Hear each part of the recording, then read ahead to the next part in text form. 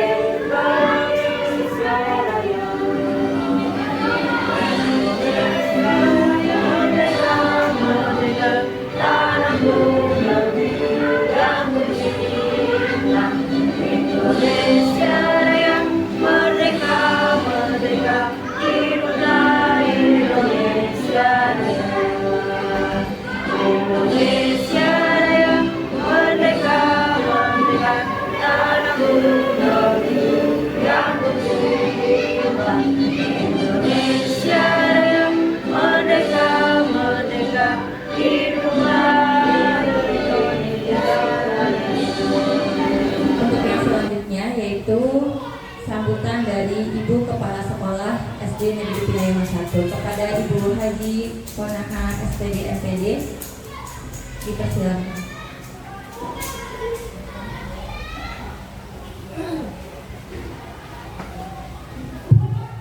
Bismillahirrahmanirrahim.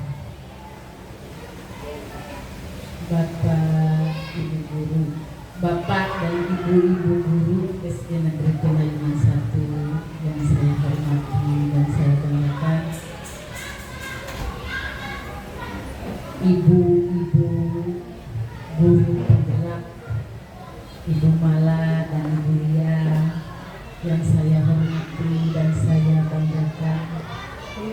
Assalamualaikum warahmatullahi wabarakatuh. Waalaikumsalam warahmatullahi wabarakatuh. Alhamdulillahirabbil alamin wa bihi nasta'inu ala umuri dunya waddin wa ala alihi wa sahbihi ajmain. Amma ba'du. Asyhadu an la ilaha illallah wa asyhadu anna Muhammadan abduhu wa rasuluh la nabiyya ba'dahu. Allahumma shalli ala sayyidina Muhammad wa ala alihi wa sahbihi wasallam. Bapak Ibu Guru, pertama-tama saya haturkan terima kasih atas kesediaannya, atas soliditasnya, atas kekompakannya dalam mendukung kegiatan dua teman kita. Mudah-mudahan yang tentunya pada kegiatan sebelumnya ketika ada pengajar praktik, bahwa saya berharap bahwa dua orang ini mudah-mudahan bisa memberikan perubahan, mengajak, mendiseminasikan ilmu-ilmu yang sudah diperolehnya kepada teman-teman kita semua yang ada di Pinayungan 1, yang tentunya nanti dapat berimbas kepada kemajuan SD Pinayungan 1. Oke ya Bu? Insya Allah. Bapak Ibu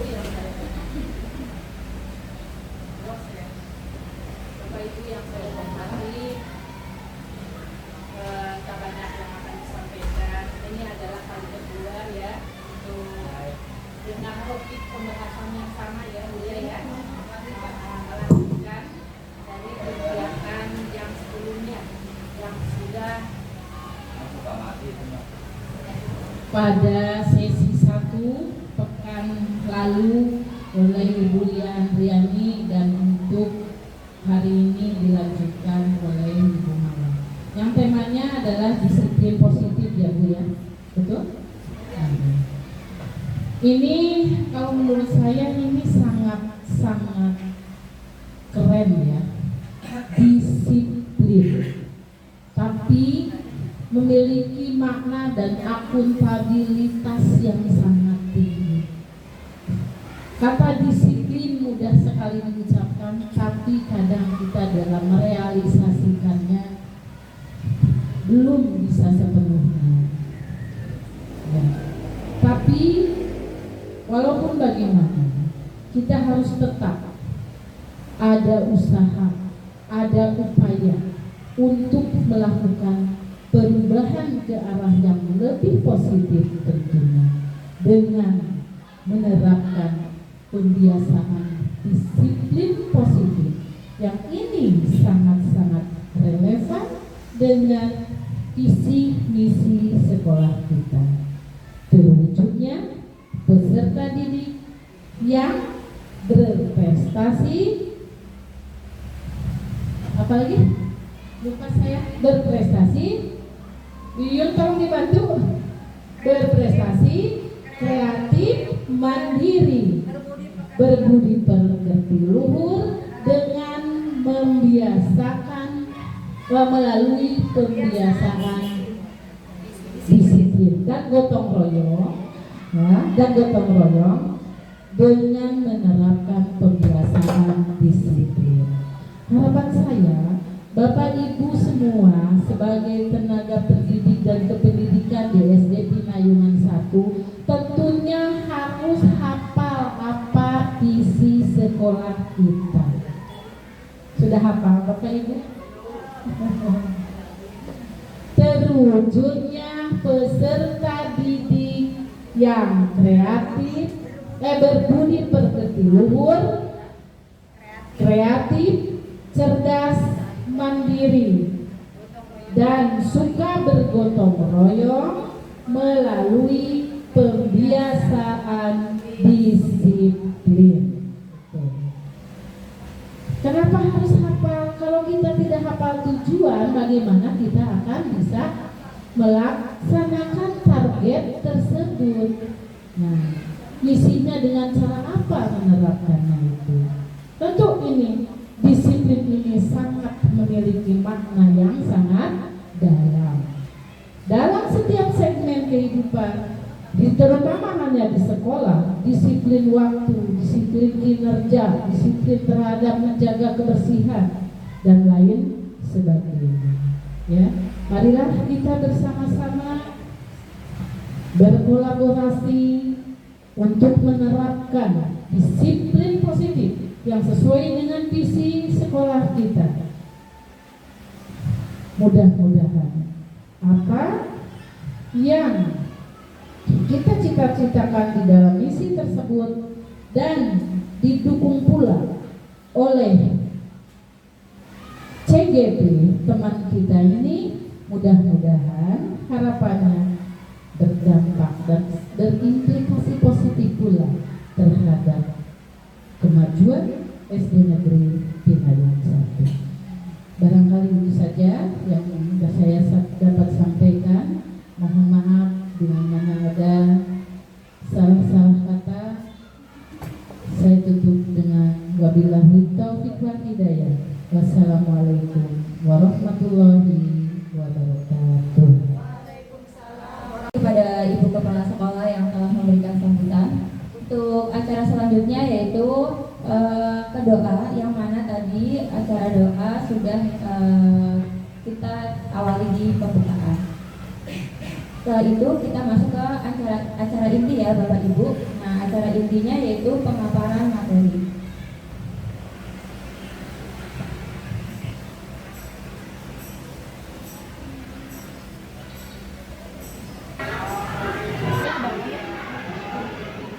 Ya, Ibu Bapak, sebelum ke materi ini, ada beberapa pertanyaan yang ingin saya sampaikan kepada Ibu Bapak ya.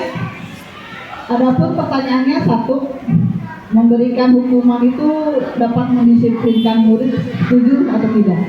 Kemudian dua, memberikan hadiah dapat meningkatkan prestasi murid atau tidak?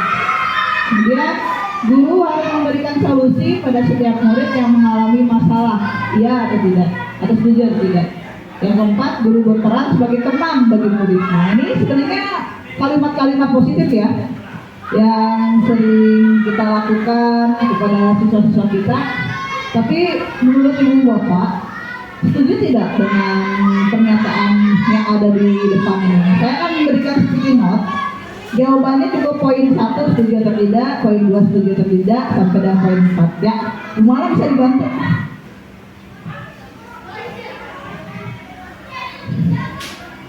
Nanti jika sudah selesai diisi boleh ditempel di bidang lemari ini ya, yang di depan. Satu orang.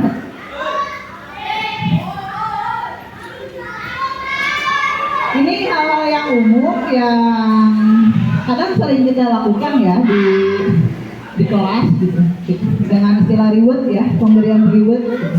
Apakah itu bintang, apakah itu permen mungkin, atau apakah itu pujian pada siswa-siswa kita ya. Tapi ini menurut perasaan dan pemahaman Ibu, tidak ada yang salah, tidak ada yang benar ya. Hanya ingin tahu apakah pernyataan itu disetujui atau tidak, agar dapat nyambung nanti dalam materi selanjutnya.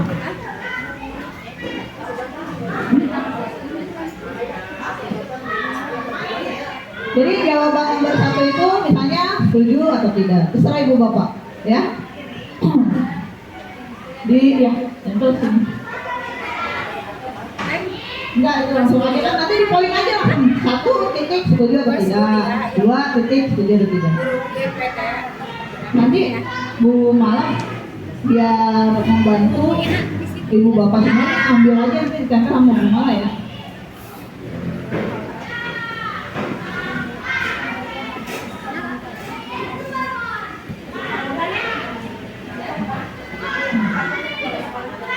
Untuk diseminasi ini materinya akan dibagi 2 ya, karena CGP di sekolahan kita itu ada 2 orang, akan dibagi 2, akan ada di 2 sesikan ya.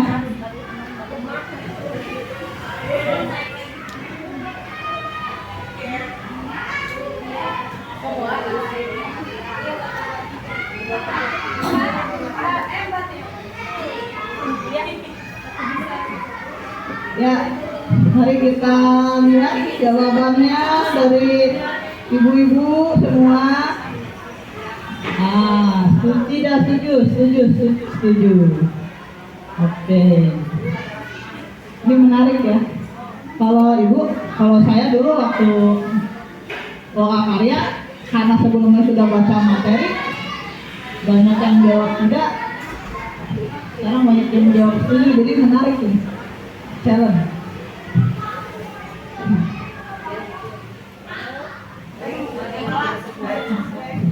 Cek, udah? Ya, kebanyakan yang poin 1 50-50 ya, ada yang tidak, ada yang setuju. Karena hukuman itu konotasinya negatif ya. Itu secara psikologis. Ya, secara psikologis itu untuk beberapa orang ada yang tidak. Kemudian pemberian hadiah. Nah, ini poin 2, 3, 4 itu udah positif ya. Hadiah, solusi, terus teman, wah, dan hampir 100% setuju, luar biasa. Tepuk tangan buat ibu-ibu semua. Baik ibu bapak, kita lanjut ya. Saya tidak akan memberikan kesimpulan dari hasil jawaban ibu bapak, karena nanti simpulannya di ujung. Nah, nah, ibu bapak, untuk diseminasi budaya positif ini materinya banyak sekali ya. Ada perubahan paradigma belajar, kebutuhan dasar manusia, disiplin positif, nilai-nilai kebajikan, motivasi perilaku manusia, posisi kontrol guru, keyakinan kelas, segitiga restitusi. Nanti itu saya sampai ini ya Bu Mala ya, apa kebutuhan dasar manusia ya. Nah, saya materinya sampai kebutuhan dasar manusia. Untuk materi yang lainnya di sesi kedua ya, di pertemuan kedua. Ini akan menarik Bu Bapak, tidak seperti sebelumnya ya. Tolong disimak, diresapi, dipahami sama-sama, karena ini kalau buat saya pribadi, materi ini bisa dilakukan di rumah gitu. Bagaimana kita menerapkan, pertama kita memahami dulu disiplin itu apa sih gitu ya. Sampai kebutuhan dasar manusia, sampai ke restitusi, itu akan berkaitan. Nah, baik, ke slide selanjutnya.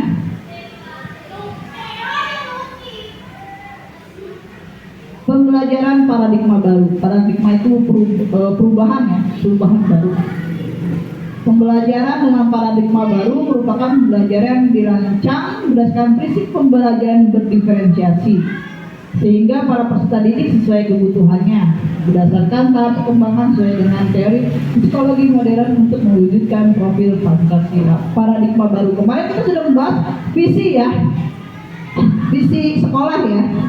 Visi sekolah itu didasari dengan niat perubahan ke arah yang lebih baik. Nah, diseminasi hari ini kita juga sedang berparadigma gitu ya, melakukan perubahan baru.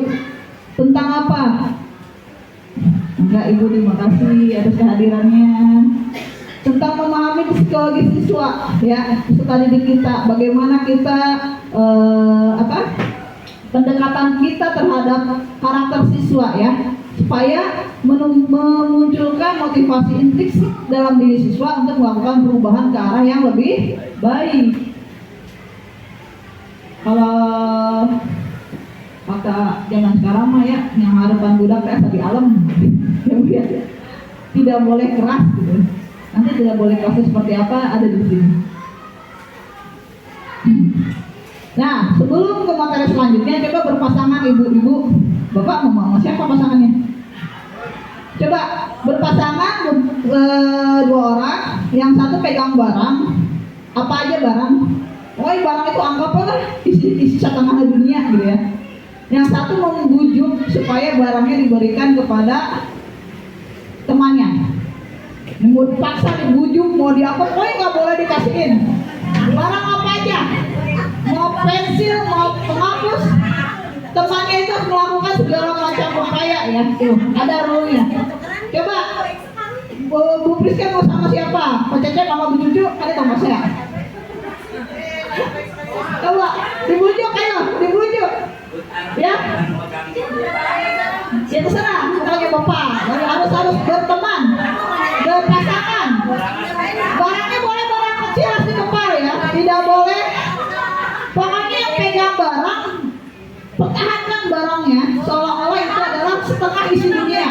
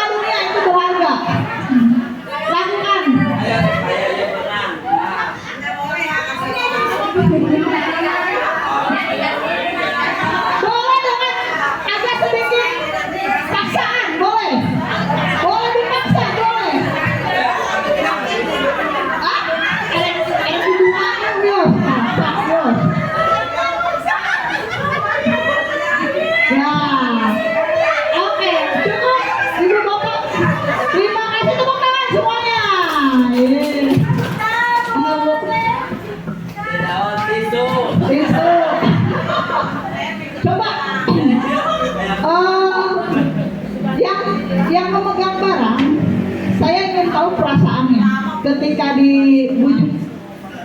Ada yang mau bicara ke depan? Ketika yang pegang barang siapa? Baca Cep. Apakah mau memberikan pada akhirnya atau tidak? Oh, perasaan saya tadi, saya mengimajinasikan bahwa barang itu harus benar-benar dipertahankan. Ya. Bu Cucu memujuk saya dari halus sampai agak keras, ya, tapi saya tetap sampai tangan saya membuka, tapi saya pertahankan. Ternyata kan itu sebenarnya cuma tisu, kata saya. Jadi saya sudah berhasil mempertahankan barang saya. Oke, terima kasih Pak Cecep, tepuk tangan untuk Pak Cecep. Sekarang yang membujuk siapa yang mau memberikan ini mengutarakan perasaannya ketika membujuk kok nggak dapat gimana perasaannya? Ada yang mau bicara tidak? Siapa yang membujuk Bumara? Bawa atau Bumara? Yang membujuk siapa Bang? Ada yang Bu Priska membujuk Bu Haji ya? Dan bagaimana perasaannya Bu Priska? Agak kesal kalau nggak kasih. Coba di situ boleh? Iya, kalau perasaannya sih agak sedih ya, karena nggak berhasil gitu. Sedih. Ya, karena nggak berhasil mendapatkan barang yang diinginkan. Iya. Penasaran juga. Ya, terima kasih. Ada lagi yang lain? Ya, Bu Lia, Yulia, coba. Aku membujuk dengan cara bahwa punya aku itu barangnya jauh lebih bagus gitu. Iya. Keras sehingga dia tertarik untuk menekan menyerahkan barangnya ke bawah. Menyerahkan barangnya, tadi barangnya siapa? Barangnya Bu Ana Bu Ana ketika barangnya diserahkan itu perasaannya bagaimana? agak kecewa gitu. Kecewa, ikhlas tidak? Paksaan? Oh, terpaksa menurut Bu Ana. Nah, Mana ada foto barangnya? karena tidak ada keikhlasan kalau kita menyerahkan barang itu kan pasti ada yang gimana gitu ya. Terpaksa. Kesel ya. Itu yang namanya motivasi eksternal, ya, bukan motivasi intrinsik yang berasal dari dalam. Memang begitu rasanya ya. Ya, selanjutnya miskonsepsi teori kontrol. Ilusi guru mengontrol murid, ilusi bahwa penguatan positif efektif dan bermanfaat, ilusi kritikan membuat rasa bersalah, ilusi bahwa orang dewasa berhak memaksa. Karena yang ibu lakukan adalah menguatkan motivasi ekstrinsik, bukan motivasi intrinsik dari dalam. Ya, kayak Bu Ana tadi kan barangnya keambil, tapi katanya terpaksa, gitu. Seperti itu rasanya yang dirasakan oleh anak-anak kita. Walaupun ibu memberikannya hadiah, walaupun memberikannya pujian, reward dan sebagainya, itu sejatinya motivasi yang muncul adalah motivasi ekstrinsik, tidak kekal, tidak lama gitu, bersemayam dalam dadanya itu, karena ya itu motivasinya dari luar. Bagaimana sih untuk kedepannya gitu, memunculkan hal itu semua? Ini ibu harus mengikuti nih disiplinasi ini dari awal sampai akhir, ya. Ini menarik beneran, serius ya, bahwa sebenarnya kan kayak seperti memberikan hadiah, reward, solusi, ya. Bahkan paksaan dari yang positif sampai negatif itu adalah motivasi ekstrinsik. Mengubah stimulus respon ke pendekatan teori kontrol. Perhatikan dua bagian ini ibu bapak. Ada stimulus respon, teori kontrol, realitas kebutuhan sama, kalau kontrol berbeda. Semua orang terlihat sama, semua orang memiliki gambaran yang berbeda. Kita mencoba mengubah agar orang berpandangan sama, kita berusaha memahami pandangan orang lain tentang dunia. Perilaku buruk dilihat sebagai satu kesalahan, semua perilaku memiliki tujuan. Nah, ini ada kaitan dengan motivasi kebutuhan dasar manusia, ya. Setiap perilaku memiliki tujuan, pasti ada dasarnya. Baik maupun kurang baik itu ada dasarnya. Orang lain bisa mengontrol saya, tapi kalau saya berkontrol hanya Anda yang bisa mengontrol diri Anda sendiri, ya. Walaupun anak kecil itu memiliki kebebasan. Walaupun dia terpaksa tetap di dalam sanubarinya, dia memiliki kebebasan, punya punya ini, punya rasa sendiri masing-masing ya. Kita bisa mengontrol orang lain, kalau respon, kalau telekontrol Anda tidak bisa mengontrol orang lain. Pemaksaan ada pada saat bujukan gagal. Tadi yang dibujuk gagal akhirnya memaksa. Kolaborasi dan kita kan pilihan-pilihan baru. Ada choice lain, second chance ya. Terus model berpikir menang kalah, model berpikir menang menang. Nah ini mengubah, kita ubah paradigma baru tadi yang di awal ya. Lalu selanjutnya disiplin positif. Nah ini yang ingin kita budayakan di sekolah kita. Kalau visi itu sampai disiplin, insya Allah kalau nanti sampai disiplin positif ya Bu Haji ya, ada penambahan positifnya. Gitu. Disiplin itu berasal dari kata disiplina ya. Kayak ini mah tentang arti bahasa, mengacu pada disiplin diri, memiliki tanggung jawab terhadap apa yang dilakukan berdasarkan nilai-nilai yang diyakini. Nah nilai-nilai yang diyakini itu yang mendasari setiap perilaku ya. Disiplin merupakan salah satu cara menerapkan disiplin yang bertujuan untuk menumbuhkan kesadaran memberdayakan pegawai diri tanpa imbalan, penghargaan, ancaman atau hukuman. Semua kesadarannya dari dalam diri ya, bukan dari yang eksternal tadi. Sebagai pendidik, tujuan kita adalah menciptakan peserta didik yang memiliki disiplin diri sehingga mereka berperilaku mengacu pada nilai-nilai kebajikan universal.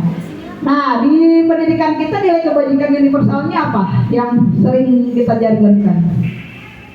Profil pelajar Pancasila. P5 ya. Tapi ada nilai-nilai kebajikan lainnya. Nah, selain profil pelajar Pancasila, ada the 7 essential virtues, empati, suara hati, kontrol diri, rasa hormat, kebaikan, toleransi, dan keadilan. Ada primary years program, toleransi, rasa hormat, integritas, mandiri, menghargai, antusias, dan lain-lain. Nah ini nilai-nilai kebajikan ini yang nanti harus ada di kelas ibu bapak masing-masing, dibuatkan nilai-nilai kebajikannya. Ya, ada Bu, nanti ditulis ada nilai-nilai. Nah nanti hasilnya nilai-nilai ini ditulis dalam bentuk keyakinan kelas dan keyakinan sekolah. Nanti akan dibahas oleh Ibu Mala di materi tersebut lebih mendalam lagi. Saya hanya memberikan contoh ya, nilai-nilai kebajikan itu apa saja. Kalau di kita pasti ada profil pelajar Pancasila. Boleh nggak tapi kita ngambil dari yang lain? Boleh, tidak apa-apa. Kalau misalnya ada rasa hormat atau empati, integritas, mandiri udah ada ya di profil pelajar Pancasila udah ada. Jika tidak ada di P5 boleh diambil nilai-nilai kebajikan yang lain. Nanti materi ini akan saya sampaikan di grup ya untuk lebih dipahami lagi. Nah nilai-nilai yang kebajikan ini disepakati bersama, lepas dari suku, bangsa, agama, bahasa maupun latar belakang. Nilai-nilai kebajikan adalah sifat-sifat positif manusia yang merupakan tujuan mulia yang ingin dicapai setiap manusia individu. Karena setiap manusia yang lahir di dunia ini sudah ada oret-oretan tipisnya. Nah tugas guru nanti menuntun oret-oretan itu ditebalkan ya. Nah, apa yang ditebalkan ya ini nilai-nilai kebajikan ini tugas kita semua. Lanjut ya. Kebutuhan dasar manusia. Nah ini yang menjadi latar setiap perilaku anak didik kita. Ya, segala sesuatu yang ingin kita lakukan untuk mendapatkan apa yang kita lakukan dan kita inginkan, seluruh tindakan yang kita lakukan memiliki tujuan tertentu dan semua usaha terbaik yang kita lakukan adalah dalam rangka dasar kebutuhan dasar kita terpenuhi dengan baik. Tidak semua anak-anak kita datang ke sekolah itu kebutuhan dasarnya terpenuhi. Apa aja kebutuhan dasar kita itu?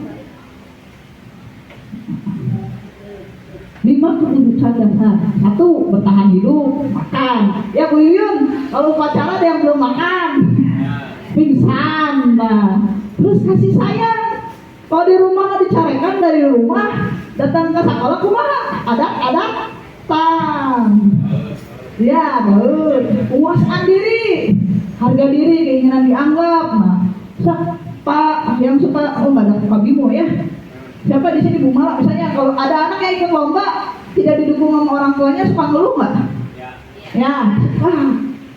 Biasanya dia cenderung ya latihan tidak semangat, berarti motivasi latihannya turun. Itu penguasaannya, kebutuhan penguasaannya kurang di rumah.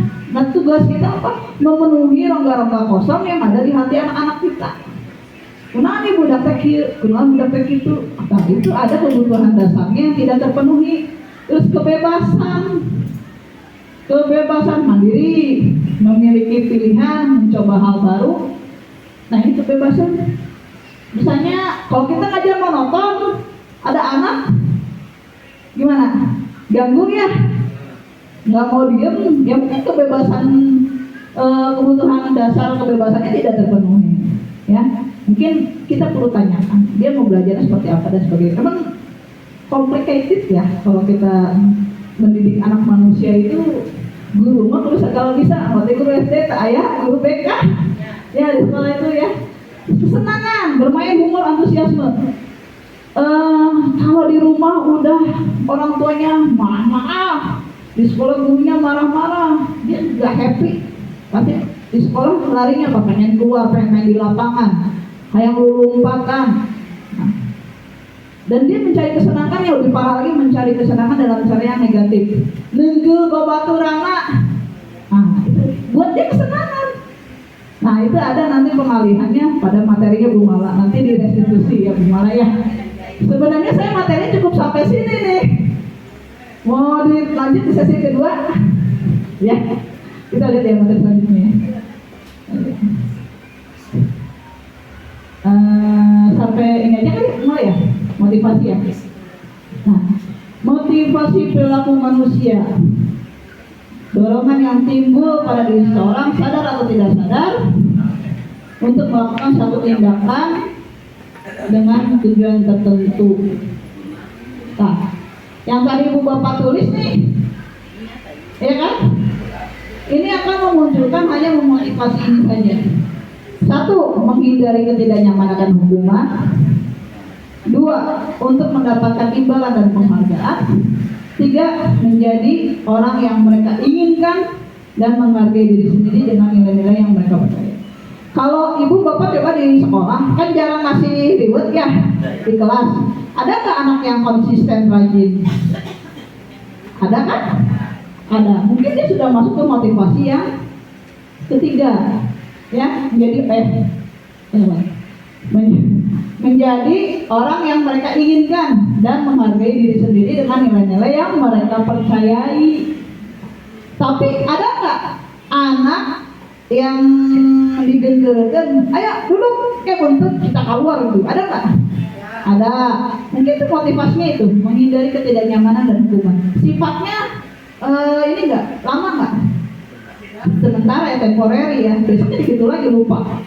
Ada lagi mendapatkan imbalan dan penghargaan. Coba ini yang tengah, konflik apa yang terjadi dengan motivasi imbalan dan penghargaan?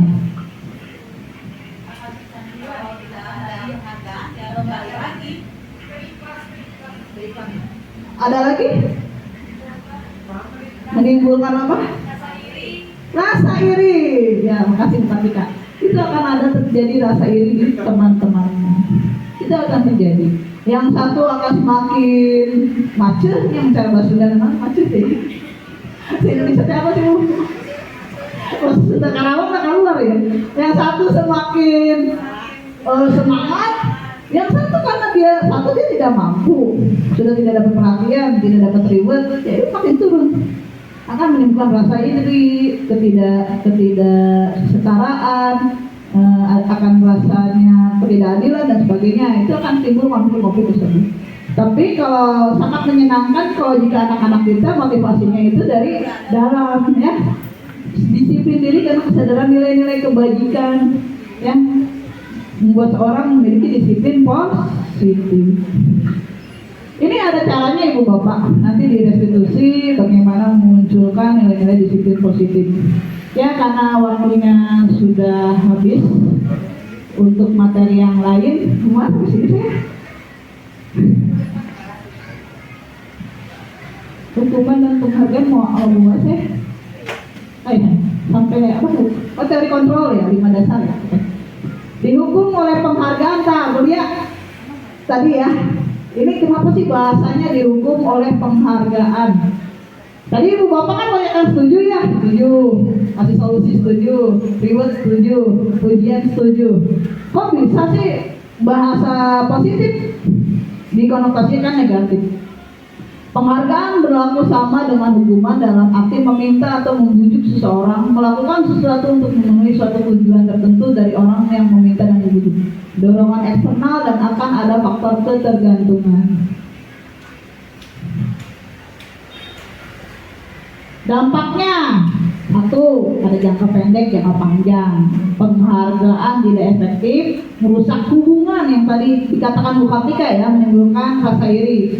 Penghargaan mengurangi ketepatan, penghargaan menurunkan kualitas. Jadi apa ya, kalau udah di top itu anak susah. Saya udah ranking 1 nih, gitu ya. Yang satu turun karena tidak merasa terapresiasi, yang satu kayak nggak ada lawan gitu. Ketika dia keluar ke dunia nyata karena biasa di atas, dia tidak mengupgrade dirinya gitu. Dan nanti akan menimbulkan kultur shock ketika dia ada di lingkungan yang orang-orang ternyata lebih dari dia, akan membuat dia down gitu. Banyak loh orang-orang yang waktu SD-nya pinter masuk ke sekolah yang level jenjang lebih tinggi kok turun, kok tidak ada motivasi dan lain-lain sebagainya. Terus mematikan kualitas, ada kaitan tadi, mengurangi motivasi dari dalam diri. Jadi motivasi dalam dirinya itu tidak terasah, tidak tertebalkan karena terbiasa diri distimulus dengan dari luar tadi ya. Nah, sekarang hukuman dan konsekuensi. Ada 5, kebaca beliau? Ya. Ada 5 hal. Kira-kira saya ingin tahu jawaban ibu bapak ya. Bu Mala bisa diberikan sticky note-nya. Ibu bapak silakan ditulis apakah poin pertama hukuman, apakah poin kedua konsekuensi. Mana tadi sticky note-nya? Nih. Tulis saja ya. Nomor 1 hukuman, nomor 2 konsekuensi itu apa? Dibacakan nanti Bu Duduk. Nomor 1, mencatat 100 kali di dalam buku kalimat saya tidak akan terlambat lagi karena terlambat ke sekolah. Nomor 2, lari mengelilingi lapangan basket 2 kali karena terlambat hadir di sekolah. Nomor 3, murid diminta push up 15 kali karena tidak menggunakan masker ke sekolah. 4, menggantikan kertas tugas teman yang telah dicoret-coret. 5, membersihkan meja yang kotor karena minuman yang ditumpahkan. Mana yang termasuk hukuman, mana yang termasuk konsekuensi? 1, mencatat 100 kali, tidak akan terlambat lagi. 2, lari mengelilingi lapangan 2 kali karena terlambat. 3, murid diminta push up 15 kali karena tidak menggunakan masker ke sekolah. 4, menggantikan kertas tugas teman yang telah dicoret-coret. 5, murid membersihkan meja yang kotor karena minumannya yang ditumpahkan. Ya, nomor 1 hukuman atau konsekuensi? Oh ya maaf. Kalau nah.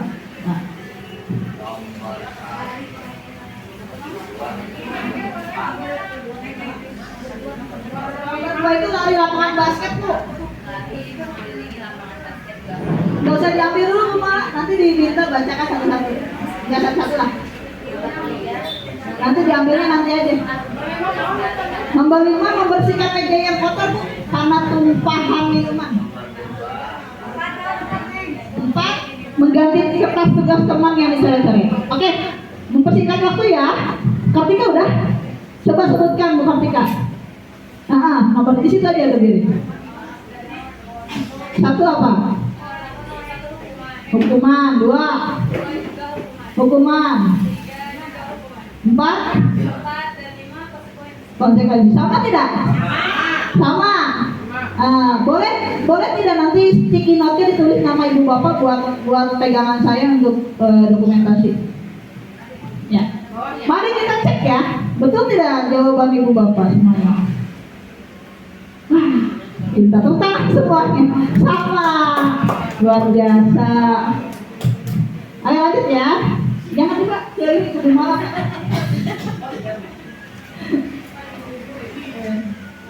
Kasih nama nek. Tadi ibu sudah bisa membedakan hukuman dan konsekuensi. Mungkin kita terbiasa dengan dua hal itu ya, hukuman dan konsekuensi. Jadi sudah umum. Etama hukuman, etama konsekuensi. Udah biasa, ada hakam lah ibu bapak bagi yang masa kerja puluhan tahun ya udah bisa membedakan. Sekarang ada lagi bu istilahnya restitusi. Restitusi biasanya kita kenal di mana sih, di persidangan ya? Ya di pajak, betul. Tapi kita agak-agak awam dengan restitusi jika di sekolah ya. Hukuman, murid melakukan disiplin karena takut dihukum. Kalau konsekuensi itu ada kesepakatan ya sebelumnya, murid melakukan disiplin karena menginginkan imbalan. Motivasi ini satu tingkat di atas motivasi yang pertama. Restitusi, murid melakukan disiplin karena sadar nilai-nilai kebajikan. Ini adalah motivasi yang akan membuat seseorang memiliki disiplin positif. Ya, itu jadi intinya kita sedang mencari motivasi dari dalam ya. Restitusi inilah yang nanti akan memunculkan motivasi dari dalam. Restitusi adalah sebuah pendekatan untuk menciptakan disiplin positif. Proses menciptakan kondisi bagi murid untuk memperbaiki kesalahan mereka sehingga mereka bisa kembali pada kelompok mereka dengan karakter yang lebih kuat. Restitusi juga merupakan proses kolaboratif yang mengajarkan murid untuk mencari solusi. Jadi si muridnya yang mencari solusi untuk perbaikan tersebut ya, dan membantu murid berpikir tentang orang seperti apa yang mereka ingin menjadi dan bagaimana mereka harus memperlakukan orang lain.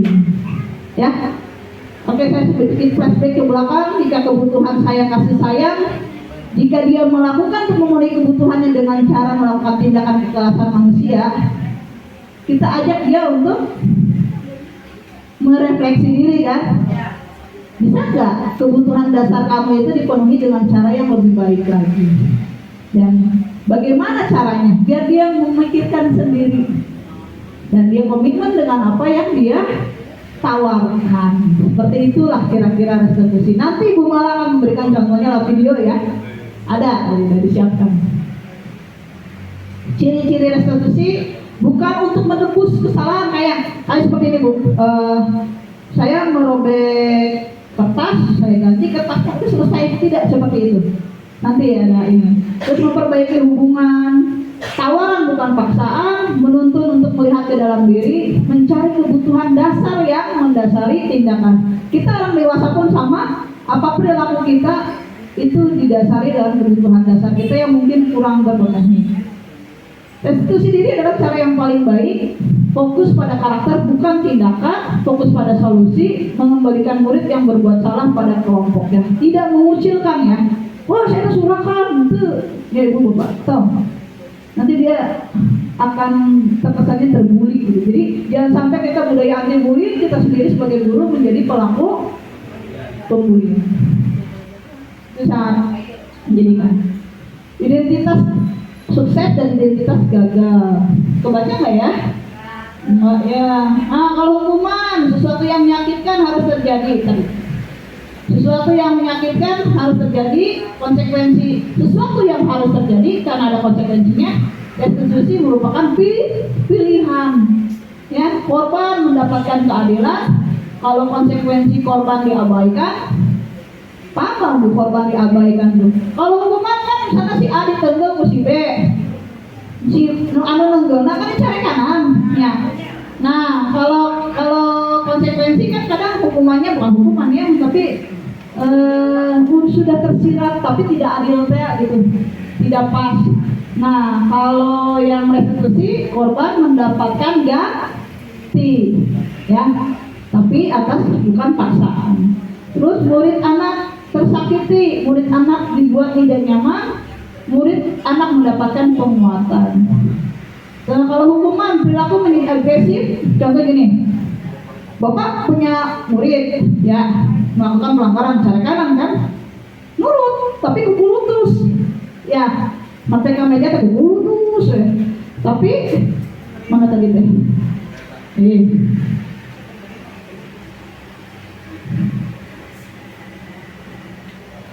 Mana tadi? Nah, kalau konsekuensi penguatannya hanya bertahan jangka pendek, ya. Biasanya peraturan ya, itu anak itu deui gitu, karena kurang kurang membuat apa namanya, kapok, jerak, terus masalah terpecahkan. Tapi ini restitusi itu masalah terpecahkan tidak instan ya, harus ada konsistensi, ya harus ada konsistensi. Terus sistem tidak akan berjalan bila murid takut, memerlukan monitoring atau supervisi. Ini ada pemantauan. Kalau konsekuensi itu ada pemantauan ya. Si eta benar tuh, gitu eta pakai sepatunya benar tuh tiap hari Senin. Itu benar tuh pakaiannya rapi enggak gitu dan sebagainya. Terus kalau restitusi, murid belajar tanggung jawab untuk perilakunya dan lain-lainnya nanti akan saya bagikan ini ya, bisa dibaca.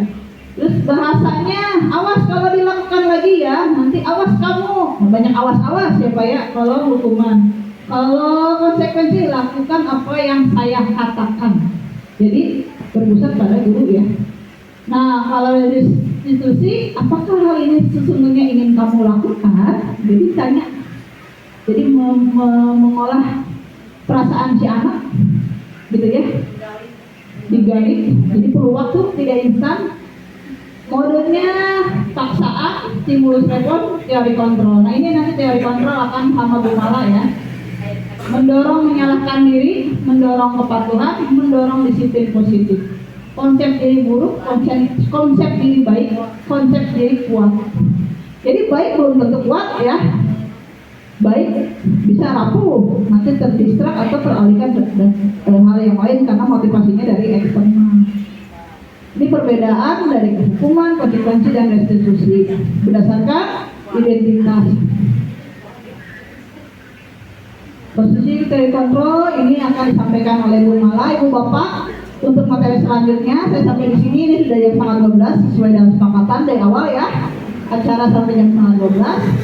Materi ini akan dilanjutkan oleh Bu Mala pada jam yang sama, di waktu yang sama, hari Jumat pukul 10:30 kurang lebih. Jangan disimak, diikuti karena ini akan berkesinambungan ya Bu Bapak. Sebelum kita tutup, mari kita refleksi. Boleh saya memberikan pertanyaan. Apa yang sudah Ibu Bapak pelajari hari ini? Ada yang mau bicara? Bu Lia? Iya. Iya, memang baru setengah Bu Lia. Nah. Gimana sih bentuk yang ingin kita terapkan ke anak? Iya. Contohnya gimana sih yang termasuk ke dalam restitusi? Iya. Kalau restitusi udah sering, apalagi hukuman. Kayak restitusi itu sikap konkretnya gimana kita sebagai guru? Apa yang diharapkan dari anak itu? Yang termasuk ke dalam bentuk restitusi itu? Iya Bu. Itu kebetulan nanti akan disampaikan oleh Bu Mala dengan menampilkan video apa? Restitusi ya, video restitusi. Contohnya ada ininya apa? Ada contohnya ya. Tiga restitusi itu ya. Dua kasus yang disampaikan Bu Mala. Minggu depan Bu hadir lagi Bu ya. Terus yang lain sudah boleh guru-guru muda. Kiki, Bu Kartika, apa yang sudah dipelajari Bu Kartika? Motivasi dan diri ya. Jadi lebih memahami. Baik, Bu Anak mungkin? Bu Awang, pesan-pesannya dengan diskriminasi pada sesi 1 ini bagaimana? Iya. Tidak dari awal. Jadi saya dari tadi tidak hanya fokus dengan pembelajarannya, jadi balik ke diri saya. Iya. Jadi untuk Refleksi.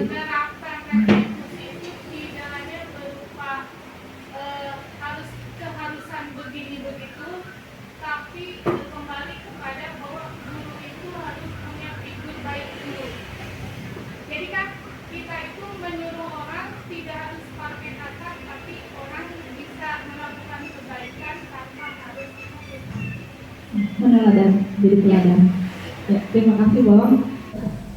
Terima kasih Ibu Bapak atas perhatiannya yang sudah saya sampaikan. Semoga bermanfaat bagi Ibu Bapak. Untuk materi selanjutnya saya akan serahkan kepada rekan saya Ibu Mala Basmala yang akan membahas beberapa topik atau materi yang belum sempat saya sampaikan ya, karena ini materinya banyak sekali. Jadi karena CGP-nya di sekolah ini ada 2, jadi kami berbagi peran ya. Semoga materi saya yang dari awal sampai 5 kebutuhan dasar manusia itu bermanfaat bagi Ibu Bapak semua dan dapat kita terapkan di sekolah kita ini menjadi budaya yang positif. Pada Ibu Basmala, tempat dan waktunya dipersilakan.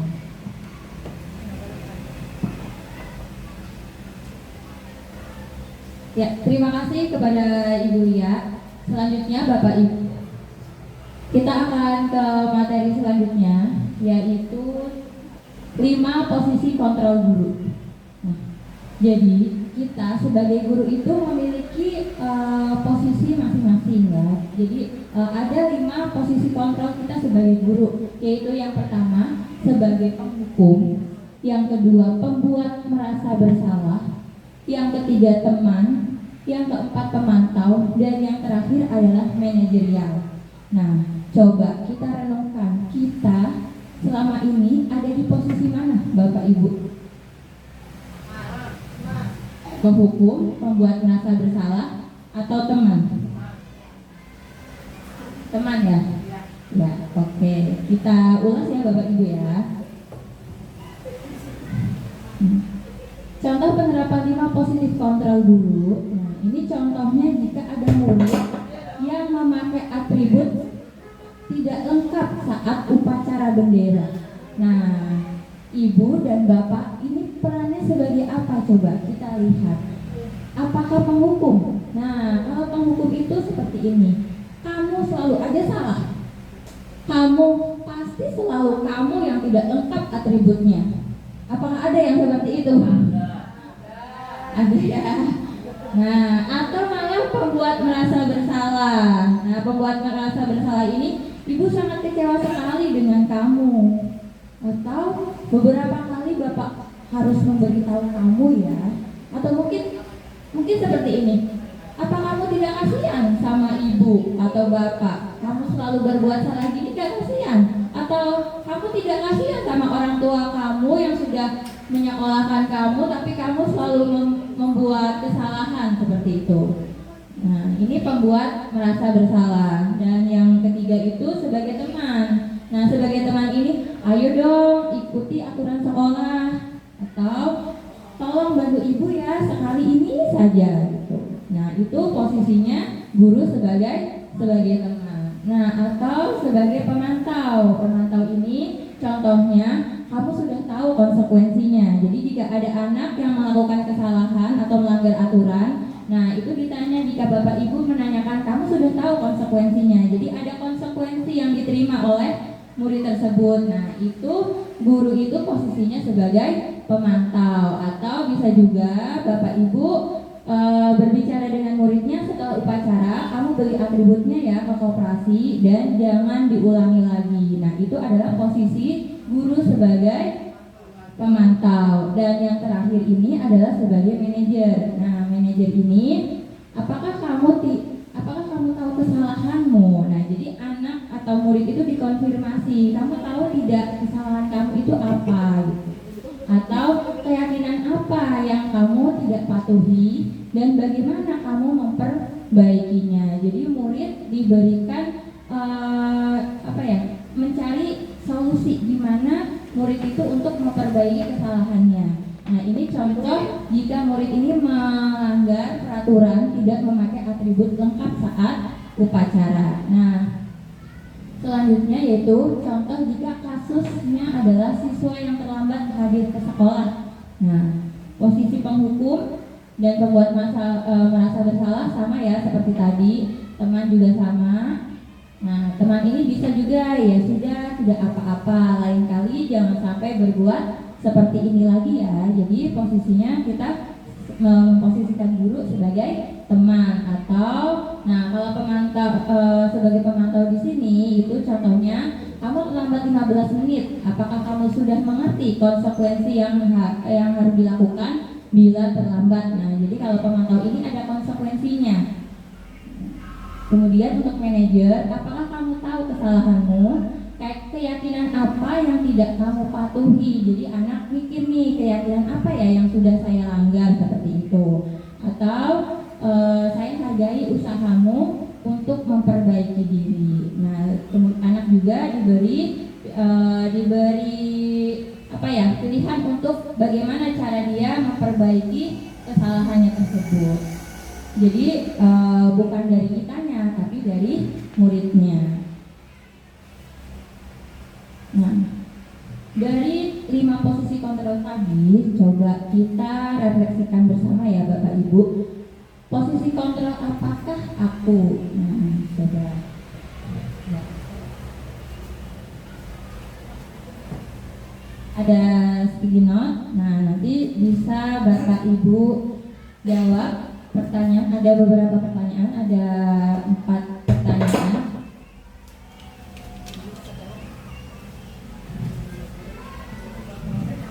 Iya, yang 5 tadi. Apakah sebagai teman, sebagai penghukum, pembuat merasa bersalah, teman, pemantau, atau manajer?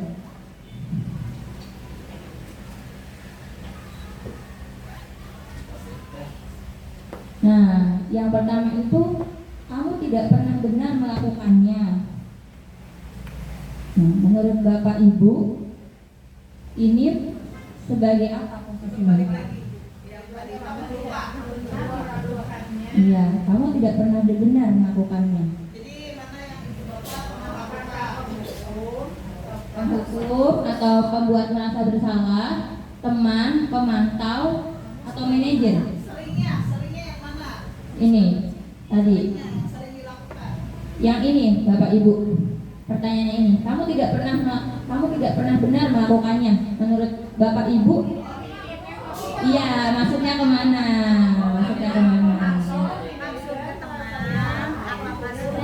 Sebagai penghukum, sebagai pembuat merasa bersalah, teman, kemudian nanti ada lagi sebagai manajer, pemantau atau manajer. Nah, yang pertama ini kamu tidak pernah benar melakukannya.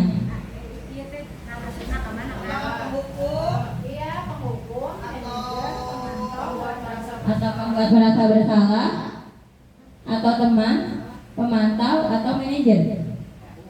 Ya Bu, Pak, kita lanjut. Nah, apa rencanamu untuk menyelesaikan masalah ini? Nah, kalau ini apa? Iya. Nomor 1 apa? 2 apa?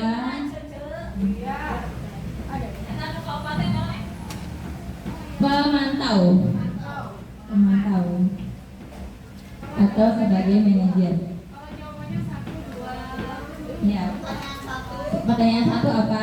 2 apa? Pertanyaan kedua tadi ini. Apa rencanamu untuk menyelesaikan masalah ini?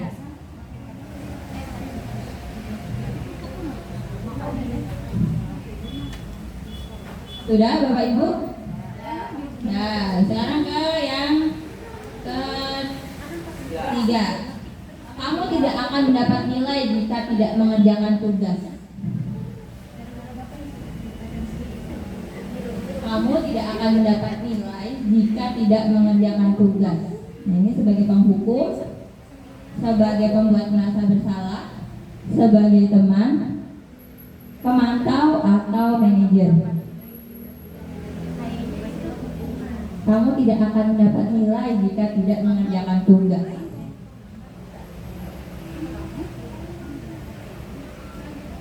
Lanjut ya, Bapak Ibu.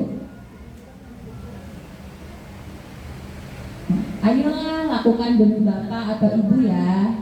Nah, ini yang mana ini? Yang bahasanya mengajak, yang lembut, TTM. Ayolah lakukan demi bapak atau ibu ya.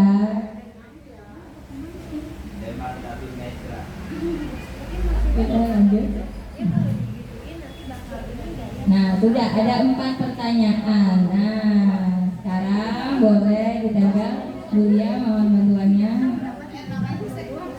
Ya, dinamain dulu ya.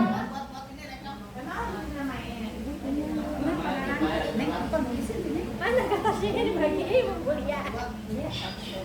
Tadi ini ditulis.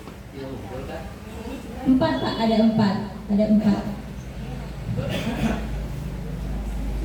Nama nanti dipanggil.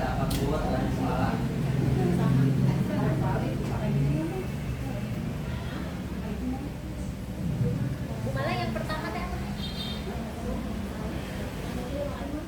Nah ini. Nah, kamu tidak pernah benar melakukannya.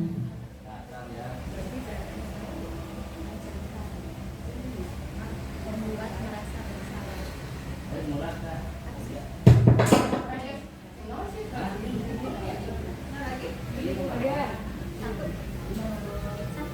Ini nomor 1.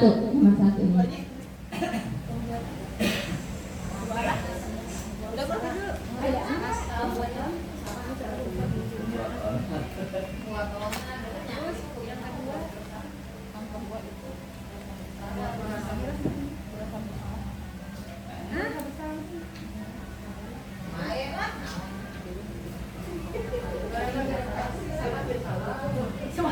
Tidak apa-apa ibu. Iya, benar. Itu pelajaran apa? Profil pelajaran. Waktu belajar Pancasila.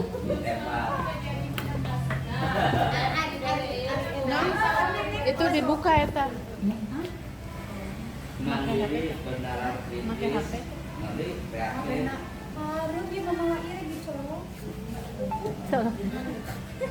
Oke, saya ambil ya satu-satu. Satu aja sampel. Kemana ya? Ada di luar lagi. Ya, ini saya ambil satu saja ya Bapak Ibu. Nah, ini jawabannya ini tidak ada namanya. Nah, ini nomor 1 itu kamu tidak pernah benar melakukannya. Nah, ini sebagai merasa bersalah. Betul? Menurut kita mah. Menurut saya. Ya, kamu tidak pernah benar melakukannya. Nah, ini tuh sebagai penghukum. Ya, beri tepuk tangan ya betul. Ya, untuk selanjutnya.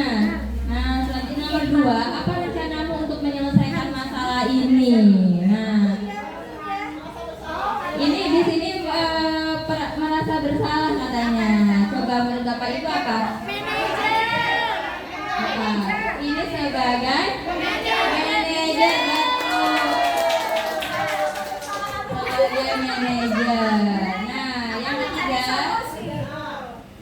yang ketiga, kamu tidak akan mendapat nilai jika tidak mengerjakan tugas. Apa ini? Betul, penghukum. Jadi ini tidak diberi pilihan, tidak dibertanyakan atau apapun, tiba-tiba cuma langsung kamu tidak akan mendapat nilai jika tidak mengerjakan tugas. Nah, itu penghukum. Nah, apakah kita sering seperti ini Bapak Ibu?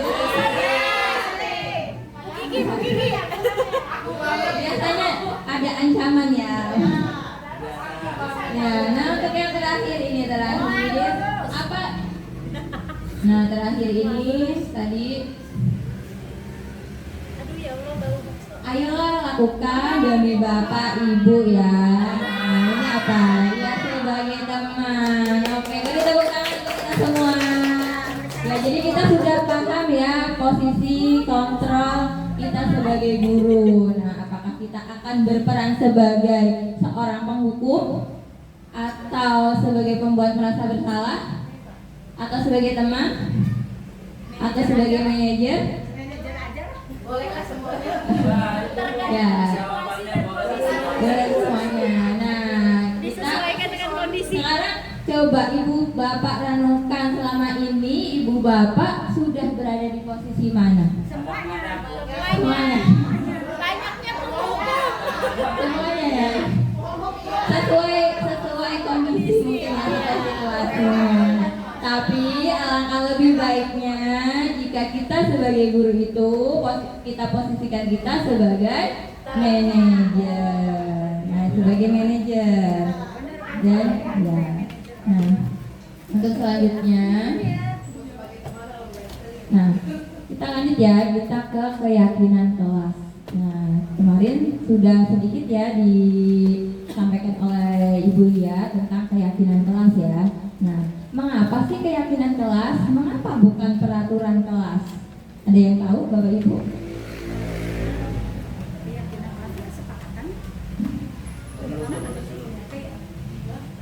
Kalau kayak barangkali Iya. hasil Ya. keputusan. Emang barangkali aja ya.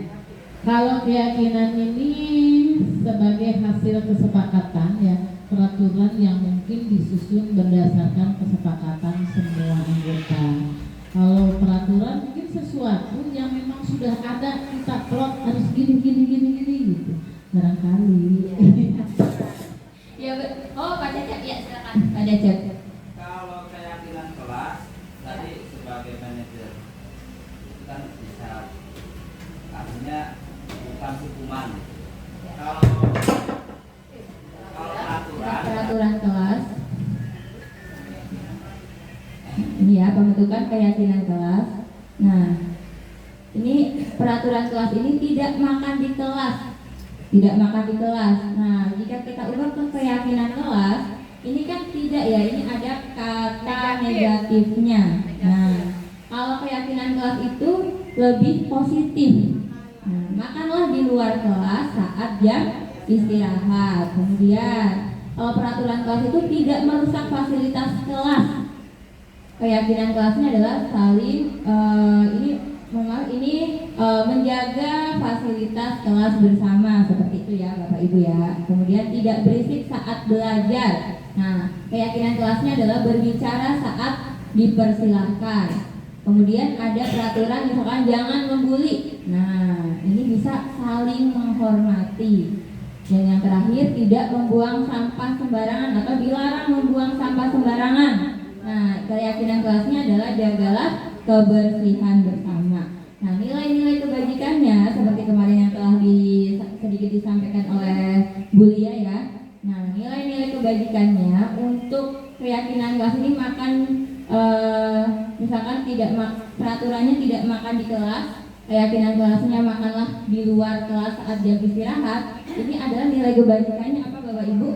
Tanggung jawab ya. Kemudian jika menjaga fasilitas kelas bersama, nah itu menjaga fasilitas itu apa? Kalau fasilitas sama ya Bapak Ibu ya, tanggung jawab juga. Saling menghormati sesama teman, ini sama nomor 2 dan 3 itu nilai kebajikannya adalah menghormati dan juga bisa juga kasih sayang. Kemudian berbicara saat dipersilahkan. Nah, nilai kebajikannya adalah kesopanan. Dan jagalah kebersihan, nilai kebajikannya adalah kebersihan atau bisa juga kesehatan, seperti itu. Kita lanjut. Nah, coba ini adalah pembentukan keyakinan kelas. Kita bersama-sama saja ya Bapak Ibu. Nah, peraturannya adalah selalu kembalikan buku ke tempatnya. Keyakinan kelasnya apa? Selalu kembalikan buku ke tempatnya. Simpanlah buku pada tempat. Keyakinan kelas atau nilai kebajikannya, Tanggung jawab. Tanggung jawab. Nah, ini ada jawabannya ya Bapak Ibu ya. Nah, selalu kembalikan buku ke tempatnya. Nah, ini tanggung jawab. Ini maaf ya, ini typo sedikit. Ini adalah nilai kebajikannya maksudnya ya Bapak Ibu ya. Nah, nilai kebajikannya adalah tanggung jawab.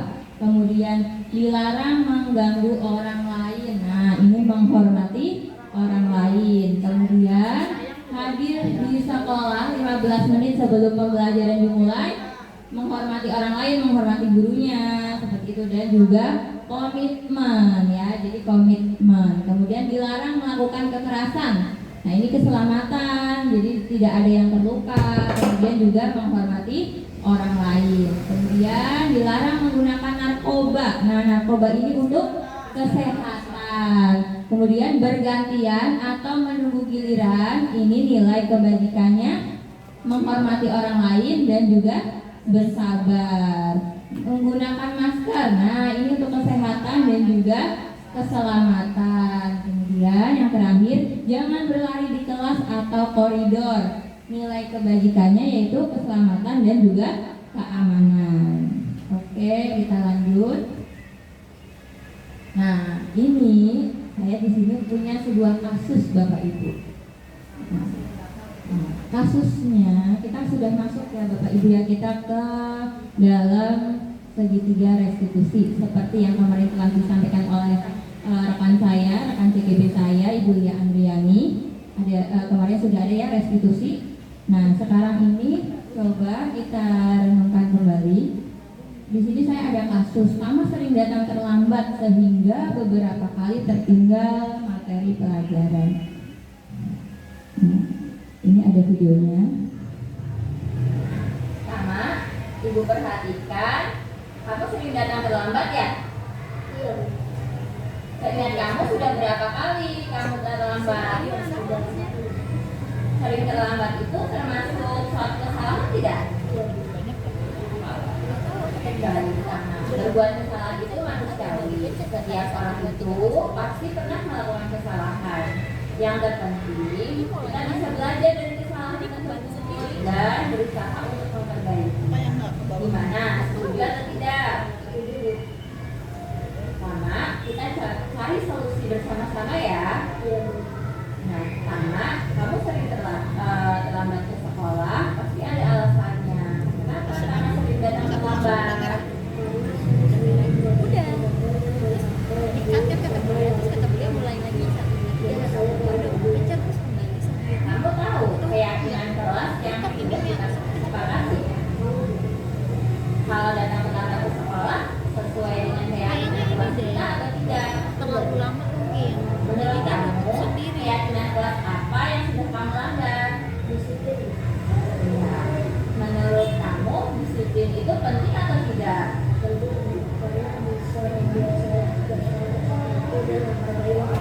Ya betul, menghargai waktu itu penting dan sangat bermanfaat untuk kita. Seperti kita dapat menghormati orang yang ada di sekitar kita, pekerjaan jadi tidak menumpuk, dan kita juga dapat melatih rasa kepedulian.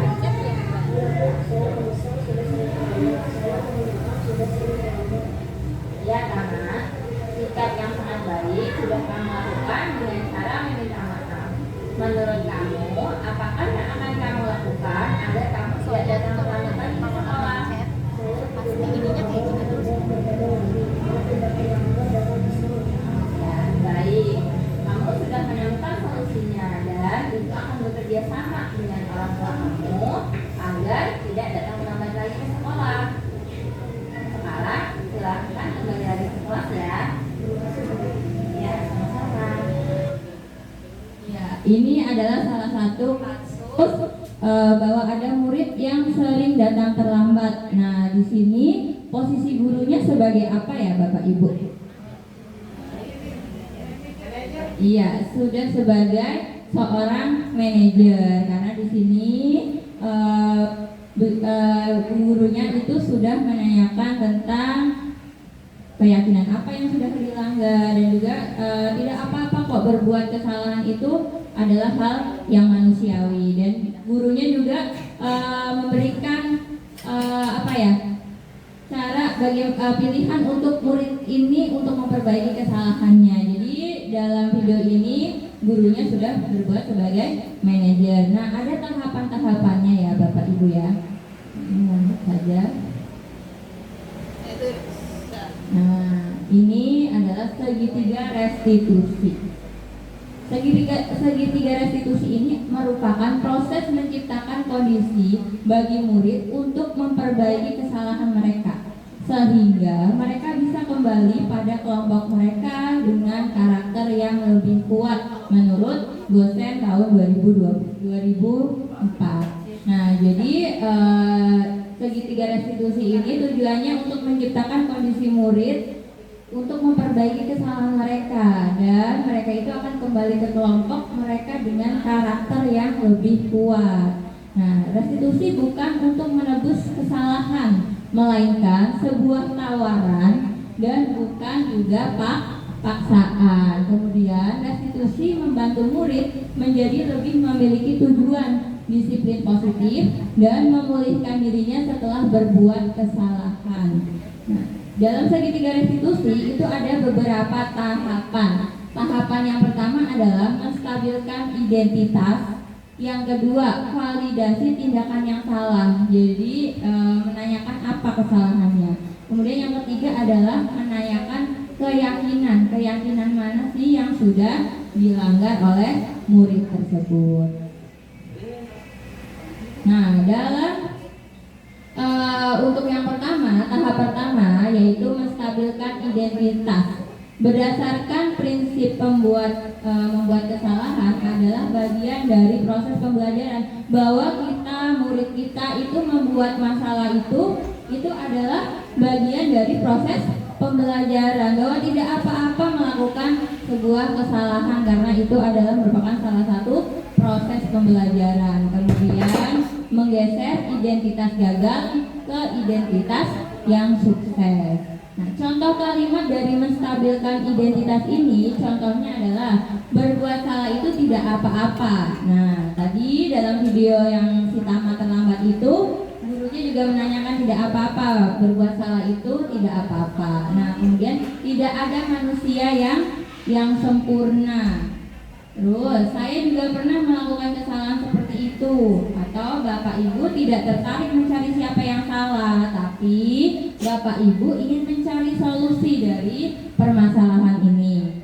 Kamu berhak merasa begitu. Apakah kamu sedang menjadi teman yang baik buat dirimu sendiri? Jadi, jika ada suatu kasus, suatu masalah, hal yang perlu kita lakukan itu adalah yang pertama adalah menstabilkan identitas. Kita bisa menanyakan hal seperti ini kepada murid kita. Tidak apa-apa kok berbuat salah. Ibu juga jika dalam posisi kamu, mungkin ibu juga akan berbuat hal yang sama seperti itu. Nah, untuk tahap yang kedua yaitu validasi tindakan.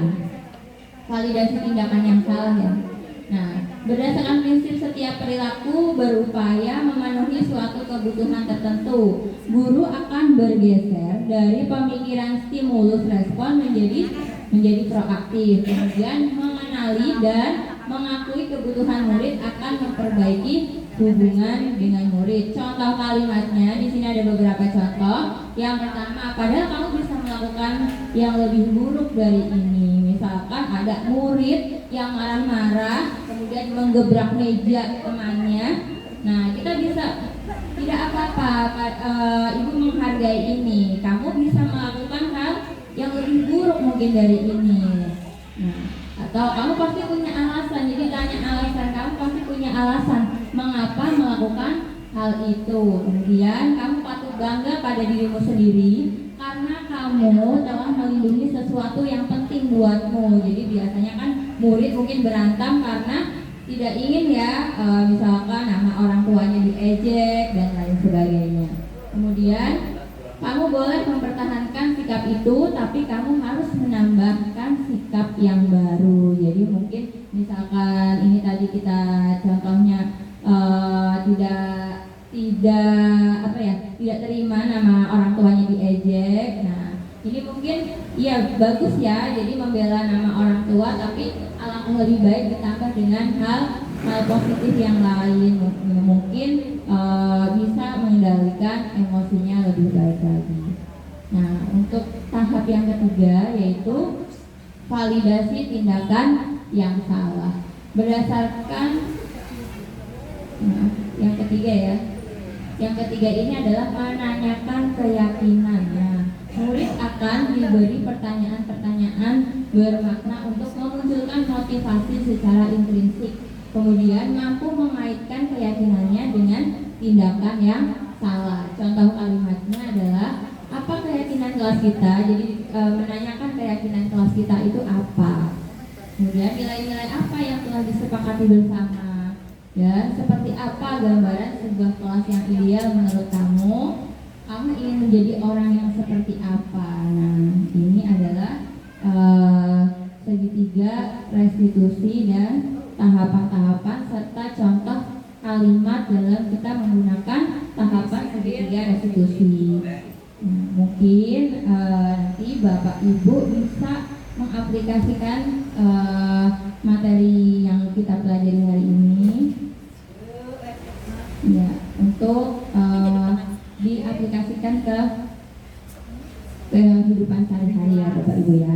Nah, sekarang kita akan melakukan refleksi. Nah, dari materi yang telah disampaikan oleh Bu Lia dan saya. Nah, di sini Bapak dan Ibu bagaimana perasaannya dan hal baru apa yang Bapak Ibu sudah diterima, ya, didapatkan.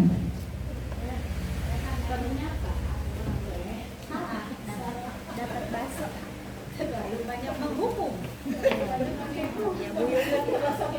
Iya, Bu Yuyun ngentung apa? Hal barunya nih, ternyata Bu Yuyun harus jadi seorang. Ini kan refleksi terhadap kegiatan kita. Iya, terhadap ya. Jadi terhadap materi yang telah disampaikan ya Bapak Ibu bagaimana perasaannya. Kemudian dari materi ini Bapak Ibu belajar hal apa saja? Ternyata kita itu harus menjadi manajer lain yang tadi. kita sudah Manajer kan mengatur lain.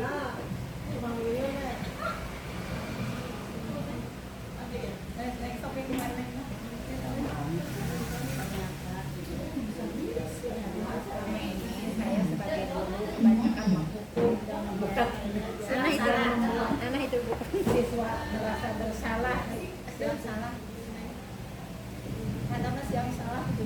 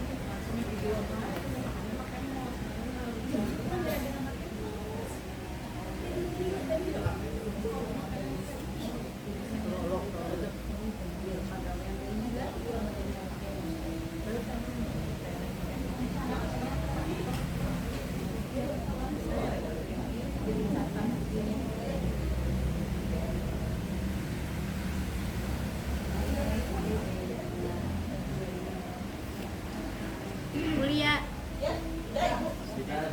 Oke. ditulis namanya.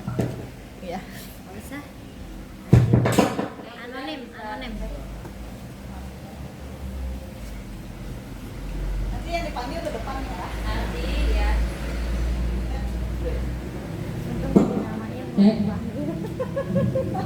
Nanti akan ada yang dipilih. Nanti silakan Bapak Ibu untuk menyampaikan hasil refleksi yang telah ditulis tadi.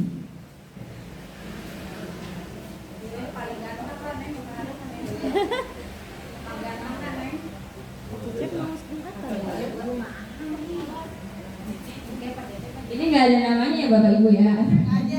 Nggak ada namanya. Aduh, jangan Bu Yuyun ini. Ini nggak ada namanya. Yang Bu Ana. Oh, Bu Ana ya, Bu Ana. Bu Ana sama Pak Cecep.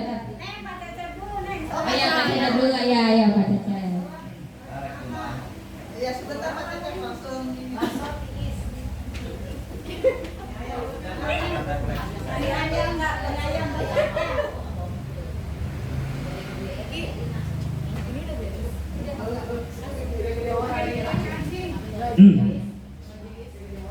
Terima kasih. Assalamualaikum warahmatullahi wabarakatuh. Saya akan menyampaikan refleksi setelah tadi mendengarkan materi dari Basmalah Fatmawati mengenai apa tadi teh? Judulnya budaya positif ya. Disiplin positif. Jadi refleksinya adalah ini ke diri saya sendiri ya, bukan kepada yang lain. Ternyata kita harusnya atau seharusnya jadi manajer untuk anak-anak di sekolah, bukan sebagai penghukum. Nah, kebiasaan saya kebanyakan jadi penghukum ya. Kalau anak melanggar dan anak mungkin merasa bersalah. Dan ini mudah-mudahan jadi perbaikan untuk saya secara pribadi untuk bersikap di kelas itu sebagai manajer. Terima kasih. Wassalamualaikum warahmatullahi wabarakatuh. Bu Ana atau yang lain? Ya udah.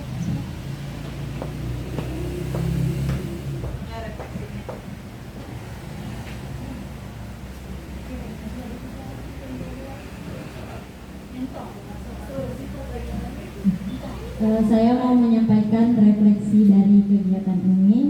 Sebelumnya, terima kasih kepada Bu Mala dan Bu Lia karena melalui kegiatan ini khususnya saya jadi tahu kita sebagai guru yang mungkin awalnya kita sudah merasa benar tindakan kita sebagai guru, tapi ternyata kurang tepat.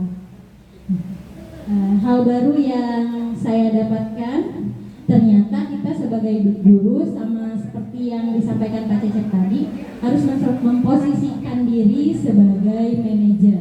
Walaupun selama ini khususnya saya di kelas lebih banyak menjadi penghukum dan membuat siswa merasa bersalah. Walaupun tanpa dipungkiri ya, di kelas juga kadang kita di situasi dan kondisi tertentu bisa juga memposisikan diri sebagai teman. Tapi lebih banyaknya kalau saya ternyata menjadi penghukum dan membuat siswa merasa bersalah. Semoga dengan kita mengikuti kegiatan ini dan sudah tahu bagaimana kita seharusnya memposisikan diri sebagai guru, kita bisa menerapkan posisi kita sebagai guru di kelas kepada siswa dengan posisi yang tepat. Terima kasih. Terima kasih Bu Ana dan Pak Cece. Beri tepuk tangan untuk kita semua.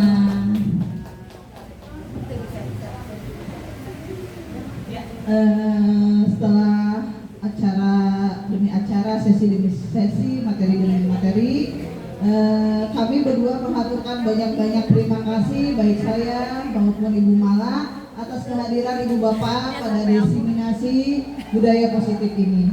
Semoga kita semua bisa mengimplementasikannya dan membudayakan apa yang kita pelajari pada hari ini.